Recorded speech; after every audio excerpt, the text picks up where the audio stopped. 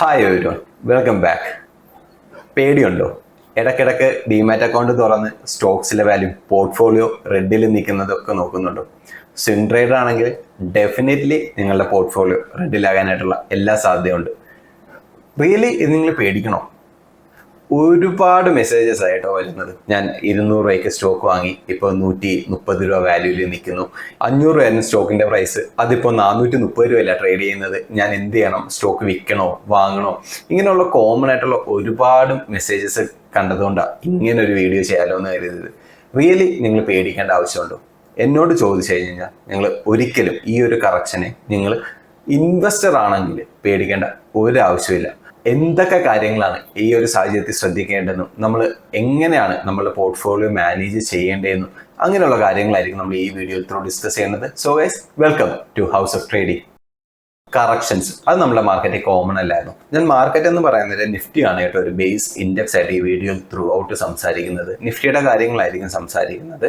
So അതിനെ ആ ഒരു കൺസെപ്റ്റ് വേണം നിങ്ങൾ വീഡിയോ കംപ്ലീറ്റ് ആയിട്ട് കാണാനായിട്ട്. നിഫ്റ്റി 13% ഇപ്പൊ മാർക്കറ്റ് കംപ്ലീറ്റ്ലി കറക്റ്റ് ചെയ്ത് നിൽക്കുന്നത്. ഇതൊരു വലിയ ഫോളാണോ? കൊറോണയ്ക്ക് ശേഷമുള്ള ഏറ്റവും വലിയ ഫോളാണ് ഇതെന്നും പറഞ്ഞുള്ള ഒരുപാട് വീഡിയോസും കാര്യങ്ങളും കാണാനിടയിൽ. അതാണ് പ്രത്യേകിച്ച് ഇങ്ങനൊരു കാര്യം നിങ്ങളുമായിട്ടും കൂടെ ഡിസ്കസ് ചെയ്യാലോ എന്ന് തീരുമാനിച്ചത്. ഒരു ദിവസം ഞാൻ നിങ്ങളെ ഓർമ്മിപ്പിച്ചോട്ടെ. ജൂൺ 4 ഓർമ്മയുണ്ടോ? മാർക്കറ്റിൽ ട്രേഡ് ചെയ്തുകൊണ്ടിരുന്നവർക്കൊക്കെ ഒരിക്കലും മറക്കാൻ പറ്റാത്ത ഒരു ദിവസമായിരുന്നു അല്ലേ? എന്തുകൊണ്ടായിരുന്നു? BJP അധികാരത്തിൽ എത്തുമോ ഇല്ലയോ എന്നുള്ളൊരു അൺസർട്ടനിറ്റി നമ്മളുടെ മാർക്കറ്റിൽ രൂപപ്പെട്ടു. അപ്പോൾ മാർക്കറ്റ് 9% 2 ദിവസം കൊണ്ട് ഹൈയിൽ നിന്ന് ലോയിലേക്ക് വീണത്. 9% ഇൻ ജസ്റ്റ് 2 days. 2 ദിവസം പോലും എടുത്തില്ല. അതിനുള്ളിൽ തന്നെ ഏകദേശം 9% മാർക്കറ്റ് വീണു. ഇപ്പോൾ ഉണ്ടായിട്ടുള്ള ഈ 13% ഫോളും ഏകദേശം 2 മാസം കൊണ്ടാണ് മാർക്കറ്റ് താഴത്തേക്ക് വന്നിരിക്കുന്നത്. അപ്പോൾ ഇതിനെ നമ്മളൊരു ഗ്രാജുവൽ കറക്ഷൻ ഫേസ് ആയിട്ട് കണ്ടാൽ മതി. നമ്മൾക്ക് അറിയാത്ത എന്തോ ഒന്നും മാർക്കറ്റിലുണ്ട്, അങ്ങനെയാണ് നമ്മൾ ചിന്തിക്കുന്നതെങ്കിൽ ഇതൊരു ഗ്രാജുവലി ബിഗ്ഗർ ഫോളിലേക്ക് പോയതിനെ മാർക്കറ്റ് സ്കിപ്പ് ഡൗൺ ചെയ്ത് താഴത്തേക്ക് ഒരുപാട് വീണേനെ. ഒരു വലിയ അൺസർട്ടനിറ്റി ഒന്നും നമ്മുടെ മാർക്കറ്റില്ല. അൺസർട്ടനിറ്റി ഉണ്ടെങ്കിൽ നേരത്തെ ഞാൻ പറഞ്ഞ പോലെ ജൂൺ 4 മാർക്കറ്റ് ഫോൾ ആയതുപോലെ കൊറോണ സമയത്ത് മാർക്കറ്റ് ഏകദേശം 50% കറക്റ്റ് ചെയ്ത് 7500 ലെവലിലോട്ടൊക്കെ പോയതുപോലെയുള്ള സഡൻ ഫോൾ ആയിരിക്കും ഉണ്ടാകുന്നത്. ബിസിനസ്സുകളെ സംബന്ധിച്ചിടത്തോളം ഒരിക്കലും ഒരു അൺസർട്ടൺ സാഹചര്യമൊന്നുമില്ല. എക്കണോമിയിൽ ഒരു ചെറിയ കറക്ഷൻ ആയിട്ട് കണ്ടാൽ തന്നെ നിങ്ങൾക്ക് ഇതിൻ്റെ ഒരു പൂർണ്ണ പിക്ചർ കിട്ടും. ഒരിക്കലും നമ്മൾ പേടിക്കേണ്ട കാര്യമോ അങ്ങനെ ഒന്നും നമ്മളുടെ മാർക്കറ്റിൽ സംഭവിച്ചിട്ടില്ല. അൺസർട്ടൺ ടൈമേ അല്ലായിരുന്നു. So you can feel free to be in the market. ഒന്നുകൊണ്ടും നിങ്ങൾ മാർക്കറ്റിന്റെ ഇപ്പോഴത്തെ കണ്ടീഷൻസിനെ പറ്റിയിട്ട് പേടിക്കേണ്ട. ഇനിയും സ്കിപ്പ് ഡൗൺ ചെയ്ത് വീണ്ടും മാർക്കറ്റ് താഴത്തോട്ട് പോയാൽ തന്നെ ഒരുപാട് ഡൗൺ സൈഡ് ഉണ്ടെന്നൊന്നും ഞാൻ പ്രതീക്ഷിക്കുന്നില്ല. മാർക്കറ്റിൽ ഏതെങ്കിലും ഒരു പോയിന്റ് വെച്ചിട്ട് മാർക്കറ്റ് തിരിച്ച് സ്ട്രെങ്തോട് കൂടി റിവേഴ്സ് ആയിട്ട് പോകാനായിട്ടുള്ള പോസിബിലിറ്റി ഉണ്ട്. അല്ലെങ്കിൽ ഒരുപാട് എക്കണോമിസ്റ്റുകളൊക്കെ പറയുന്നുണ്ട് 2025 ഒരു കൺസോൾട്ടേറ്റിംഗ് മാർക്കറ്റ് കാണാനായിട്ടുള്ള പോസിബിലിറ്റി ഉണ്ടെന്ന്. അങ്ങനെ ആണോ എന്നും അറിയത്തില്ല. പക്ഷെ എന്നാൽ തന്നെയും നമ്മളുടെ മാർക്കറ്റ് ലോങ് ടേമിൽ മേളിലോട്ട് തന്നെ പോകും. അതിനകത്ത് യാതൊരുവിധ സംശയവും വേണ്ടായിരുന്നു. കൊറോണയ്ക്ക് ശേഷം ഇത്രയും വലിയ ഫോള് ആദ്യമായിട്ടാണെന്ന് പറയുന്ന ആൾക്കാരൊക്കെ ഉണ്ടായിരുന്നു. ഒരിക്കലും അല്ല കേട്ടോ. കൊറോണയ്ക്ക് ശേഷം ഇതേപോലെ മാർക്കറ്റ് ഒരുപാട് തവണ കറക്റ്റ് ചെയ്തിട്ടുണ്ട്. ഒക്ടോബർ 2021 ഏകദേശം 11.5% മാർക്കറ്റ് കറക്റ്റ് ചെയ്തായിരുന്നു.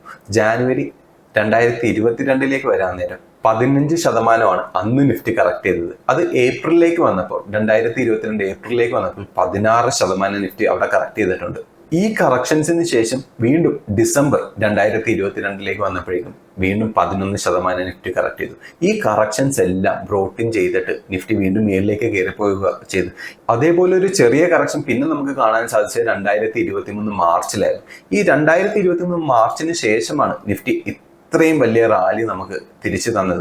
സോ ആ ഒരു റാലിക്ക് ശേഷം നമ്മൾ ഈ ഒരു കറക്ഷൻ, ഇത്രയും വലിയൊരു കറക്ഷൻ ഫേസ്, ഈ 13%, 12% എന്നൊക്കെ പറയുന്ന ഒരു കറക്ഷൻ ഫേസ് നമ്മൾ കണ്ടിട്ടില്ല. സോ ഏറ്റവും ടോപ്പിൽ നിന്ന് ഇൻവെസ്റ്റ് ചെയ്ത ആൾക്കാരാണ് നിങ്ങളെങ്കിൽ നിങ്ങൾക്ക് ബുദ്ധിമുട്ടായിരിക്കും ഈ ഒരു ഫേസ് കടന്നു പോകാനായിട്ട്. പക്ഷെ നേരത്തെ തൊട്ട് മാർക്കറ്റിൽ ഇൻവെസ്റ്റ് ചെയ്ത് വരുന്ന ഇൻവെസ്റ്റേഴ്സിന് ഒരു പ്രശ്നവും ഉണ്ടാവത്തില്ല. അത് ഇപ്പോഴും ഗ്രീനിൽ തന്നെ ആയിരിക്കും. ഏറ്റവും ടോപ്പിൽ നിന്നും കഴിഞ്ഞ ജൂൺ തൊട്ട് ഇൻവെസ്റ്റ് ചെയ്ത ഇൻവെസ്റ്റേഴ്സിനായിരിക്കും ഈ ഒരു ഫേസ് കുറച്ച് ഡിഫിക്കൽട്ട്. അവരെ സംബന്ധിച്ചിടത്തോളം ആദ്യമേ ഒന്ന് മാർക്കറ്റ് മേളിലോട്ട് പോയി വീണ്ടും താഴത്തോട്ട് വന്നു. അങ്ങനെയാണെങ്കിൽ ഇത് ക്ലിയർലി കൺസോൾട്ടേഷൻ ഫേസ് ആയിരുന്നു. ഈ ഒരു കൺസോൾട്ടേഷൻ ഫേസ് ആയിട്ട് അവർക്ക് കാണാൻ പറ്റും. സോ അവരുടെ ഇൻവെസ്റ്റ്മെന്റ്സ് ഒന്നെങ്കിൽ നെഗറ്റീവ് റിട്ടേൺ ആയിരിക്കും, ഇല്ലെങ്കിൽ സീറോ ബ്രേക്ക് ഇവൻ പോയിന്റ് തന്നെ നിൽക്കുമായിരിക്കും. സോ ഇത്രയും കാലയളവിൽ മാർക്കറ്റിൽ നിന്നതിന് ശേഷം അവർക്ക് റിട്ടേൺസോ കാര്യങ്ങളൊന്നും കിട്ടിയില്ല എന്ന് കാണുമ്പോൾ പല ഇൻവെസ്റ്റേഴ്സ് മാർക്കറ്റിൽ നിന്ന് ഇറങ്ങിപ്പോകാനായിട്ടുള്ള സാധ്യതയുണ്ട്. FD ഇട്ടിരുന്നേ കൂടെ എനിക്ക് ഇതിൽ കൂടുതൽ റിട്ടേൺസ് കിട്ടിയേനല്ലോ എന്നായിരിക്കും അവർ ചിന്തിക്കുന്നത്. അവരുടെ ചിന്തകൾ ശരിയാണ്, പക്ഷെ മാർക്കറ്റിന് എപ്പോഴും ഒരു സ്വിംഗ് ഉണ്ട്. ആ സ്വിംഗിൽ നിന്ന് മാർക്കറ്റ് തിരിച്ചു കയറാൻ നേരം എന്നും ആവറേജ് റിട്ടേൺ ആയ 12% മേളിൽ തന്നെ നിഫ്റ്റി പ്രൊവൈഡ് ചെയ്യാനായിട്ട് ഉള്ള എല്ലാ സാധ്യതയും ഉണ്ടായിരുന്നു. Long term is always the key. Stock market investment എന്ന് പറയുന്നത് ഒരിക്കലും ഷോർട്ട് ടേം അല്ല. നമ്മൾ മുമ്പ് നേരത്തെ ഇതേപോലത്തെ വീഡിയോസ് ചെയ്തിട്ടുള്ളതല്ലേ, അപ്പം നിങ്ങൾക്ക് അറിയാവുന്നതേ ഉള്ളൂ. ഷോർട്ട് ടേമിന് വേണ്ടിയിട്ട് നമ്മൾ സ്റ്റോക്ക് മാർക്കറ്റിലേക്ക് വരരുത്. 1 വർഷം 2 വർഷം കാലയളവ് എന്തും സംഭവിക്കാം. ഞാൻ നേരത്തെ പറഞ്ഞാൽ ജൂണിൽ ഇൻവെസ്റ്റ് ചെയ്ത ആൾക്കാരാണെങ്കിൽ ഇപ്പോഴും നെഗറ്റീവ് റിട്ടേൺസിൽ നിൽക്കുന്ന ആൾക്കാരുണ്ടാവും. ഏകദേശം 6 മാസ കാലയളവായിട്ട് 0 റിട്ടേൺസുമായിട്ട് നിൽക്കുന്ന ആൾക്കാർ വരെ ഇപ്പം നമ്മുടെ മാർക്കറ്റിലുണ്ടാവും. അങ്ങനെയുള്ളവർക്ക് പോലും ഇതൊരു ഡിഫിക്കൽട്ട് ഫേസ് ആയിട്ട് തോന്നും. ഈ 6 മാസം 1 വർഷം 2 വർഷത്തേക്കൊന്നും അല്ല നമ്മൾ സ്റ്റോക്ക് മാർക്കറ്റിലേക്ക് വരുന്നത്. നമ്മൾ ലോങ് ടേം പെർസ്പെക്റ്റീവിലേക്ക് വരുന്നത്. എൻ്റെ സ്റ്റോക്സിൻ്റെ ഒരു സ്റ്റോക്ക് പോലും ഞാൻ സെല് ചെയ്തിട്ടില്ല.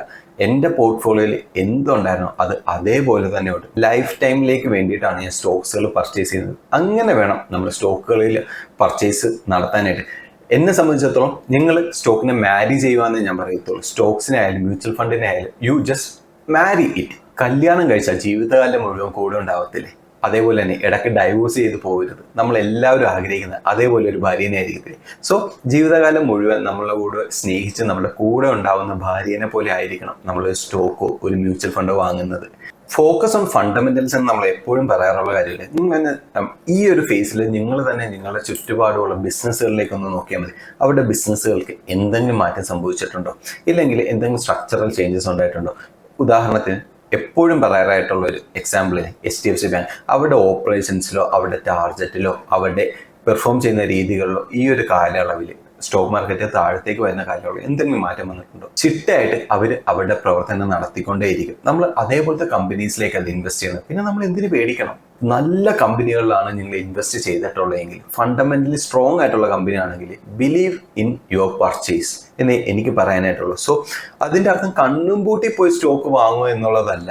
നമ്മൾ റിസ്ക് മാനേജ്മെന്റിനെ പറ്റിയിട്ടും എങ്ങനെ സ്റ്റോക്ക് പിക്ക് ചെയ്യണമെന്നും എത്ര ക്യാപിറ്റൽ അലോക്കേറ്റ് ചെയ്യണമെന്നും ഒക്കെയുള്ള വീഡിയോസ് ത്രൂ ഞാൻ പറഞ്ഞു തന്നിട്ടുള്ള കാര്യമാണ്. സോ അതെല്ലാം ഫോളോ ചെയ്തിട്ടുണ്ടെങ്കിൽ ഒരിക്കലും പേടിക്കേണ്ട. നിങ്ങൾക്ക് നിങ്ങളുടെ സ്റ്റോക്ക് സിറ്റ് ഓൺ ചെയ്യാവുന്നതേ ഉള്ളൂ. എന്നെ സംബന്ധിച്ചിടത്തോളം ഈ കറക്ഷൻസ് എല്ലാം എനിക്കൊരു ഓപ്പർച്യൂണിറ്റി ആയിട്ട് എനിക്ക് കാണാനായിട്ട് താല്പര്യം. HDFC ബാങ്ക് 13% ഈ ഫോണിൻ്റെ കൂടെ കറക്റ്റ് ചെയ്തിട്ടുണ്ട്. ഇതിലും കൂടുതൽ കറക്റ്റ് ചെയ്ത സ്റ്റോക്ക് അറിയാമോ? റിലയൻസ് 25%. നിങ്ങൾ ഒന്ന് ആലോചിക്കണം. അംബാനിനെ സംബന്ധിച്ചിടത്തോളം റിലയൻസ് എന്ന് പറയുന്ന ആളുടെ ഇൻവെസ്റ്റ്മെന്റ് അല്ലേ. 25% റിലയൻസ് ഇൻഡസ്ട്രീസ് കറക്റ്റ് ചെയ്തപ്പോഴും 1% സ്റ്റോക്ക് എങ്കിലും ഹോൾഡ് ചെയ്യുന്നതിൽ 1% അംബാനി പോയി സെല് ചെയ്തോ? ഇല്ലല്ലേ. എന്തുകൊണ്ടാണ്? അവർക്ക് ആ ബിലീഫ് ഉള്ളതുകൊണ്ട്. അവരുടെ സിസ്റ്റത്തിനാണ് അവർ ബിലീവ് ചെയ്യുന്നത്, ഒരിക്കലും മാർക്കറ്റ് കണ്ടീഷൻസിനല്ല. അവരുടെ ബിസിനസ്സിനെ അവർ ബിലീവ് ചെയ്യുന്ന അത്രയും കാലം നമ്മൾ എന്തിനു പേടിക്കണം? വീണ്ടും ഒരുപാട് കറക്റ്റ് ചെയ്തൊരു സ്റ്റോക്ക് ഉണ്ട്, ടാറ്റ സ്റ്റീൽ 33%. ബിഗ്ഗസ്റ്റ് ഓപ്പർച്യൂണിറ്റി എന്നെ സംബന്ധിച്ചിടത്തോളം ഞാൻ കാണുന്നത് ടാറ്റ സ്റ്റീലിലേക്ക് ഇന്നും ഞാനൊരു പർച്ചേസ് നടത്തിയായിരുന്നു. സോ ഗൈസ്, ഇത് എന്നെ സംബന്ധിച്ചിടത്തോളം ഒരു ഓപ്പർച്യൂണിറ്റിയാണ്. 33% ഇന്ത്യയുടെ മജോറിറ്റി സ്റ്റീൽ സെക്ടറിനെ ഹാൻഡിൽ ചെയ്യുന്ന ഒരു കമ്പനി കറക്റ്റ് ചെയ്യുക എന്ന് പറഞ്ഞു കഴിഞ്ഞാൽ ഉറപ്പായിട്ടും ടാറ്റ സ്റ്റീലിന്റെ ബിസിനസ് കുറഞ്ഞിട്ടാണോ, ടാറ്റ സ്റ്റീലിന് എന്തെങ്കിലും ഫണ്ടമെന്റൽ പ്രശ്നങ്ങൾ ഉണ്ടായിട്ടാണോ, ടാറ്റ സ്റ്റീൽ പൊളിയുന്നത് കൊണ്ടാണോ 33% ആ സ്റ്റോക്ക് കറക്റ്റ് ചെയ്തത്? അല്ല. നിങ്ങൾക്കും ഇതിന്റെ ഒരു പൂർണ്ണ ഐഡിയ കിട്ടിയെന്ന് വിചാരിക്കുന്നു. കൃത്യമായിട്ട് നല്ല സ്റ്റോക്കുകൾ ഐഡന്റിഫൈ ചെയ്ത് കറക്ഷൻ ഒരു ഓപ്പർച്യൂണിറ്റി ആയിട്ട് വേണം നിങ്ങളും കണ്ട് അതിലോട്ടുള്ള ഇൻവെസ്റ്റ്മെന്റ് നടത്താനായിട്ട്. ഞാൻ പറയുന്ന കാര്യങ്ങൾ കേട്ടിട്ട് നിങ്ങൾ കണ്ണും പൂട്ടിപ്പോയി ഒരു സ്റ്റോക്ക് അപ്പാടെ വാങ്ങാനായിട്ട് പാടില്ല. ഒരു ഡിസ്ക്ലൈമർ ആയിട്ട് പറയുവാണ്, ഞാൻ ഒരു ഫിനാൻഷ്യൽ അഡ്വൈസർ അല്ല. ഏത് സ്റ്റോക്ക് വാങ്ങിച്ചാലും നിങ്ങളെ ഫിനാൻഷ്യൽ അഡ്വൈസറുമായിട്ട് കൺസൾട്ട് ചെയ്ത് ഉറപ്പുവരുത്തി ബാക്കി കാര്യങ്ങളെല്ലാം നോക്കിയതിന് ശേഷം മാത്രമേ സ്റ്റോക്സ് വാങ്ങാവൂ. അല്ലാതെ ഒരു ഇൻവെസ്റ്റ്മെന്റും നിങ്ങൾ ഈ വീഡിയോ കണ്ടതിന്റെ പേരിലോ ഞാൻ പറയുന്നതിന്റെ പേരിലോ ഒരിക്കലും പോയി പർച്ചേസ് ചെയ്യാനായിട്ട് നിൽക്കരുത്. Because I am not a financial advisor. Patiently wait ചെയ്യുക, വളരെ ഡിസിപ്ലിൻഡ് ആയിട്ടിരിക്കുക. അതാണ് ഒരു ഇൻവെസ്റ്റർക്ക് വേണ്ട ഏറ്റവും വലിയ കാര്യം. ഇത് നിങ്ങളിൽ ഓരോരുത്തർക്കും, ഈ വീഡിയോ കാണുന്നവർക്ക് ഓരോരുത്തർക്കും ഈ ഒരു ക്വാളിറ്റി നിർബന്ധമായിട്ട് ഉണ്ടായിരിക്കണം. അങ്ങനെ ആണെങ്കിലും മാത്രമേ ഗൈസ് നിങ്ങൾക്ക് ലോങ് ടേം സ്റ്റോക്ക് മാർക്കറ്റിലേക്ക് നിലനിന്ന് പോകാനായിട്ട് സാധിക്കത്തുള്ളൂ. ആ ഒരു ലോങ് ടേം വ്യൂ നിങ്ങൾക്ക് ഡിസിപ്ലിനായിട്ട് SIP പോലെയുള്ള ഇൻസ്ട്രുമെന്റ്സിൽ ഇൻവെസ്റ്റ് ചെയ്ത് ശീലം ഉണ്ടെങ്കിൽ നിങ്ങൾക്ക് മനസ്സിലാവും. ഇത് മാത്രം നിങ്ങളൊന്ന് ഓർത്തിരിക്കുക. 100 രൂപ ലാഭമുള്ള സമയത്താണ് നിങ്ങൾ ഒരു SIPയിൽ ഇൻവെസ്റ്റ് ചെയ്തതെന്ന് കരുതുക. അതിപ്പോൾ 20 രൂപയായെങ്കിൽ അത് നിങ്ങൾക്കുള്ള ഒരു ഓപ്പർച്യൂണിറ്റി അല്ലേ. എന്ത് കണ്ടിട്ടാണ് നിങ്ങൾ 100 രൂപയിൽ ഈ ഒരു SIP ഇൻവെസ്റ്റ് ചെയ്തിരിക്കുന്നത്. അതും മുകളിലോട്ട് പോകുന്നുള്ള വിശ്വാസമുള്ളതുകൊണ്ടല്ലേ. 100 രൂപയ്ക്ക് ഒരു പ്രൊഡക്റ്റ് വാങ്ങാൻ നിങ്ങൾ തയ്യാറായി, അതേ പ്രൊഡക്റ്റ് ഡിസ്കൗണ്ടിൽ 80 രൂപയ്ക്ക് കിട്ടുമെന്ന് കാണുമ്പോൾ നിങ്ങൾക്കത് വേണ്ട. ആ നഷ്ടവും കൂടെ ബുക്ക് ചെയ്ത് നിങ്ങൾ പോകാനായിട്ട് ശ്രമിക്കുന്നത്. അതാണോ വേണ്ടത്? വളരെ പേഷ്യൻ്റ് ആയിട്ട് ഡിസിപ്ലിൻഡ് ആയിട്ട് നിങ്ങൾ ഈ 80 രൂപയ്ക്ക് കിട്ടുന്ന സ്റ്റോക്കിലോട്ട് ഇല്ലെങ്കിൽ ആ ഒരു ഇൻവെസ്റ്റ്മെന്റിലോട്ട് ചെറിയ ഇൻവെസ്റ്റ്മെന്റ്സ് നടത്തുവാണോ വേണ്ടത്? എപ്പോഴും രണ്ടാമത് പറഞ്ഞ കാര്യമല്ലേ സൂട്ടബിളും നിങ്ങളുടെ പണം വളരാനായിട്ടുള്ള മാർഗവും. എല്ലാവരും സ്റ്റോക്ക് മാർക്കറ്റിലേക്ക് വരുന്നത് പൈസ ഇൻവെസ്റ്റ് ചെയ്ത് അവർക്ക് അതിനൊരു നല്ല ഗ്രോത്ത് എടുക്കാൻ വേണ്ടിയിട്ട് തന്നെയാണ്. സോ ഇങ്ങനെയുള്ള കാര്യങ്ങളും കൂടെ, ഇതേപോലത്തെ കറക്ഷൻസും കൂടെ നമ്മൾ അക്സെപ്റ്റ് ചെയ്യാനും അതുവഴി മുമ്പിലോട്ട് പോകാനും നമ്മൾ തയ്യാറായിരിക്കണം. ഒരിക്കലും സ്റ്റോക്ക് മാർക്കറ്റിന്റെ ഈ കാലയളവ് നിങ്ങൾ പേടിക്കേണ്ട ആവശ്യം ഒന്നുമില്ല. ഇത് ഡെഫിനറ്റ്ലി ഒരു നോർമൽ കറക്ഷനായിട്ട് മാത്രം കണ്ടാൽ മതി. എന്തെങ്കിലും ഫെർദർ അപ്ഡേറ്റ്സോ കാര്യങ്ങളോ നമ്മൾ അറിയാത്തത് മാർക്കറ്റിൽ നടക്കുന്നുണ്ടെങ്കിൽ മാത്രമേ ഉള്ളൂ നമ്മൾ അതിനെ പറ്റിയിട്ട് പേടിക്കുകയും അതിനെപ്പറ്റി വറീഡ് ആകുകയും ഒരു പർട്ടിക്കുലർ ക്രാഷ് ആണ് സംഭവിക്കാൻ പോകുന്നതെന്ന് നമ്മൾ മനസ്സിലാക്കേണ്ടത്. ഈ വീഡിയോ നിങ്ങൾക്ക് ഹെൽപ്ഫുൾ ആയെന്ന് വിചാരിക്കുന്നു. അങ്ങനെയാണെങ്കിൽ നമ്മുടെ ചാനൽ സബ്സ്ക്രൈബ് ചെയ്യുന്നതിനെ പറ്റി കൺസിഡർ ചെയ്യുക. ഇതേപോലെ സ്റ്റോക്ക് മാർക്കറ്റ് റിലേറ്റഡ് ആയിട്ട് വളരെ ഹെൽപ്ഫുൾ ആയിട്ടുള്ള വീഡിയോസ് ഞാൻ നിങ്ങൾക്ക് വേണ്ടിയിട്ട് ചെയ്തു തരുന്നതായിരിക്കും. So guys, see you in yet another video. Take care. By.